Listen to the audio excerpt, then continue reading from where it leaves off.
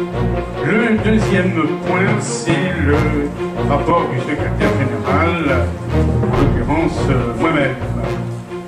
Nous devions aussi avoir Bernard Mahé, le président de la Ligue d'Île-de-France, qui devait nous rejoindre. Je ne sais pas si André, tu as des nouvelles de Bernard. D'accord. Donc le rapport du secrétaire général, plus nombreux dans les salles, nous serons plus forts, je le dis régulièrement, plus nombreux à travailler, nous serons aussi plus efficaces. Notre sport évolue au même rythme que notre société, sachons nous adapter et vous accompagner sans laisser trop de gens en dehors de l'aire de jeu.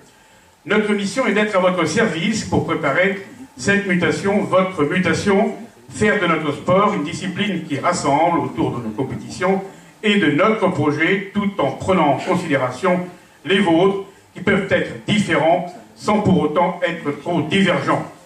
Nous aurions tous à y perdre, pongistes, clubs, comités, ligues. Préparons donc l'avenir, la prochaine Olympiade, en associant, mutualisant, fédérant, accompagnant.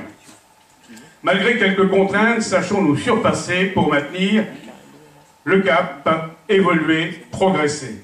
Vaste débat avec de nombreux chantiers en perspective, sachons relever le défi. Oui, relevons le défi pour atteindre les 14 000 licenciés. L'apport des licences événementielles, comme l'a dit André, n'est cependant pas suffisant et satisfaisant. Nous devons maintenir ou augmenter nos licenciés promotionnels et traditionnels et offrir à ces pongistes un tennis de table qui leur convient. Nous devons aussi mieux utiliser les licences dites événementielles qui peuvent aussi constituer un vivier ou un fichier de futurs licenciés pongistes non négligeables.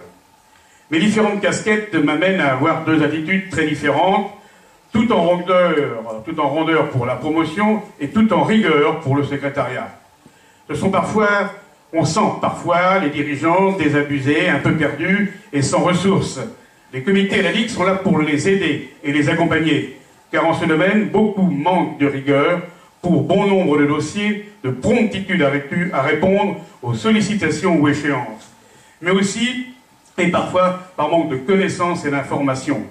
Pour ce dernier point, ce n'est bien sûr pas un reproche, mais un constat. L'accompagnement et les formations sont là pour vous aider. Nous devons mener de front de très nombreux dossiers, et si le secrétariat doit être à l'écoute, les élus doivent anticiper pour que nous puissions tenter de mener de front les 10 dossiers, certes plus complexes qu'il y a quelques années, ou même quelques mois, tellement l'évolution est rapide. Oui, relevons le défi ensemble pour aider le PING régional à maintenir sa place en région Centre Val-de-Loire, en considérant toutes les modifications et nouveautés.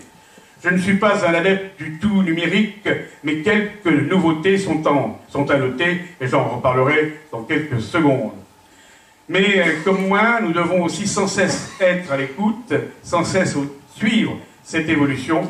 Pour cela, nous devons faire qu'un, et ce malgré, je le disais, nos divergences et différences, pour réussir tous ensemble. Et sur l'ensemble du territoire, pour réussir, nous devons être aussi accompagnés par notre fédération. La fédération doit avoir un rôle majeur pour nous aider. Alors pour revenir dans les détails techniques, puisque c'est le rôle du secrétaire général, la licenciation, notamment de parler des procédures administratives, on reviendra également sur un autre point, les élections, car on a parlé de fin d'Olympiade, on en reparlera tout à l'heure. La nouveauté de cette saison 2015-2016, c'est la fameuse licence dématérialisée.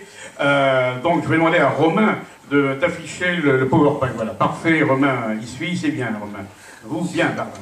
Donc la licence dématérialisée, je sais qu'il y a des experts que sont Jean-Jacques Brion et puis Nico Angelon. Si vous avez des questions, moi aussi je peux y répondre. Cette année, donc, le congrès d'Antibes a décidé de passer à cette dématérialisation de la licence. Nous n'aurons plus le carton licence. Je ne sais pas si certains ont commencé à éditer quelques licences, j'ose l'espérer, que tous les membres du comité directeur ont tous une licence également. Mais il suffit, alors c'est vrai que la procédure est assez simple, on la détaille sur ce petit PowerPoint que je laisse Romain défiler.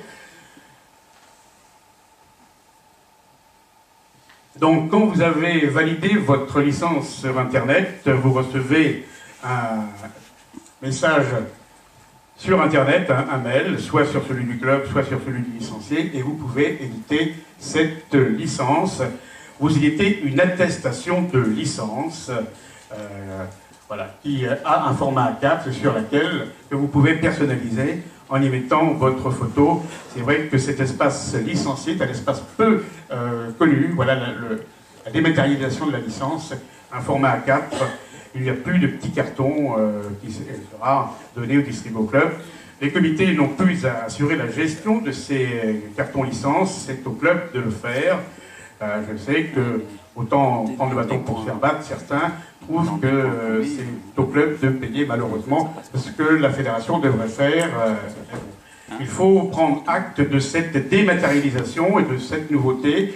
C'est vrai qu'on aurait pensé, Isabelle et moi-même, que nous aurions pu avoir d'abord la dématérialisation des affiliations.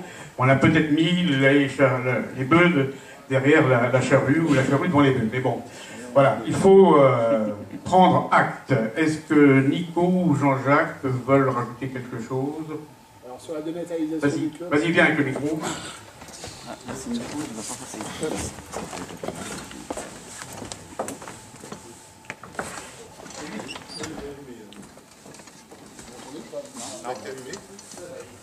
Alors, tu le rallumes, tu prends le mien. Excusez-moi, sur la dématérialisation des clubs, les procédures sont en cours. Le problème, si vous voulez, c'est qu'on a 95-96 départements en France et qu'il y a forcément 96 procédures différentes. Il y a des clubs où il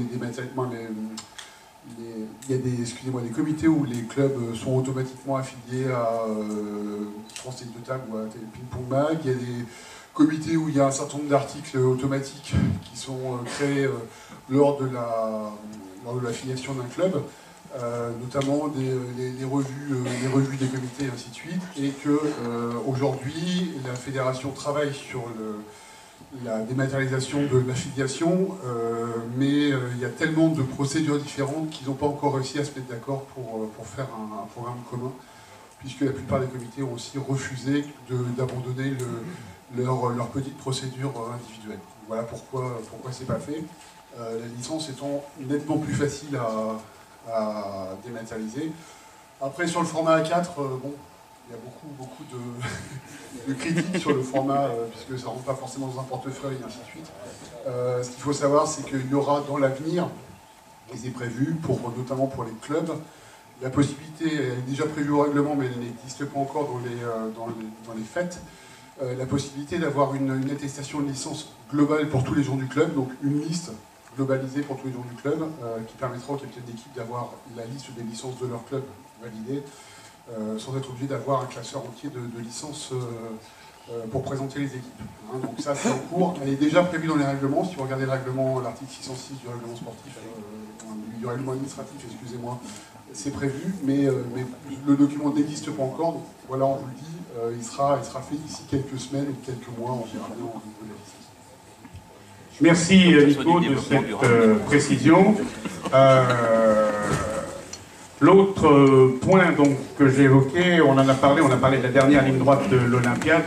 Il se pourrait qu'en raison des réformes territoriales, des regroupements de régions, eh bien cette Olympiade soit décalée, les élections à la prochaine Olympiade soient décalées pour les comités, pour les ligues et pour la fédération, et que le futur renouvellement de l'Olympiade soit en 2017 et non pas en 2016. Mais il faut que la fédération en fasse la demande à son ministère de tutelle, le ministère des Sports. Il faut qu'il ait l'accord. Et il faut que nos statuts nous permettent. Il faut aussi que nos statuts le permettent. Voilà. Donc, dossier en cours. Est-ce que nous aurons le temps de le faire avant la fin de cette Olympiade? Là, je ne peux pas répondre à la place de Christian Palerne et de ses collaborateurs. Voilà, c'est tout ce que je voulais vous dire. Alors, certes, mes propos sont un peu aigre-doux, mais je l'avais dit. Il faut quand même que l'on se recadre un petit peu, que l'on aille de l'avant. Et comme je le disais tout à l'heure, Assemblée Générale pluvieuse souhaite, mais bonne saison heureuse pour toutes et pour tous. Merci de votre attention.